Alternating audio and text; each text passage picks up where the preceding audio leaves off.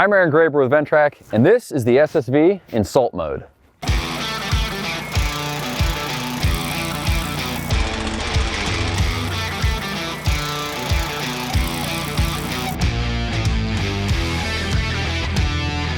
Today's the perfect day for using this machine in this mode because we got a little bit of snow and it's about to warm up, but then tonight we're gonna get freezing temperatures. And we're in that cycle in late winter where we have that midday spike where it hits the maybe low 30s and then gets down into the 20s at night. So during that, obviously, you have the potential for a little bit of snowfall and then that snowfall to become ice as the temperatures dip overnight. So salt is a huge priority. And there's not a lot of reason today after a certain point to start clearing snow. So we've got this machine fully outfitted in only salt mode. And basically the reason for that is we want to be as efficient as possible and getting the maximum amount of distance done in pre-treat application and post-treat if we have to run the next morning and get more salt down on top of any newly formed ice or snow. So what we've got here is a storage basket in place of where the brine system would normally sit. And you could use a brine system as well. The storage basket is just here because we want to maximize our granular operation at the moment. But we've got a storage basket with 4 bags of salt. We've also got the salt spreader in between the axles of the SSV. So you can see this slides out for easy loading and working on. And that'll drop salt in between the 2 axles, like I said. We also have a somewhat new addition for us. This is our SA250 stainless drop spreader, and it's on the front of the machine. So this is the exact drop spreader that will run on the back of our 4520 tractors. And it's also pretty universal, so it can go on the back of an ATV or UTV as well. But a lot of people have these in the fleet.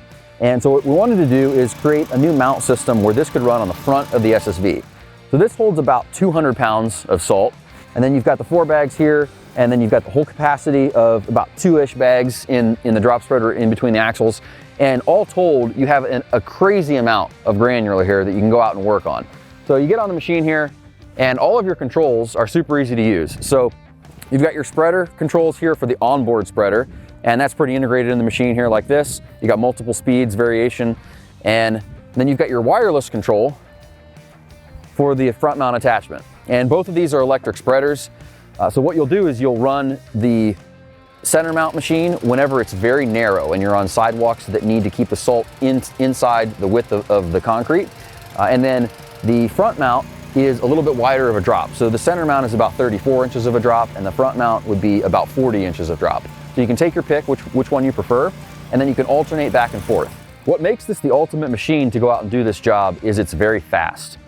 We have the ability to dial the salt application up or down to the point where you can travel at a pretty good clip, maybe 6, 7, 8 miles an hour if the sidewalk is smooth enough and it allows it, and still be dropping enough salt to be effective.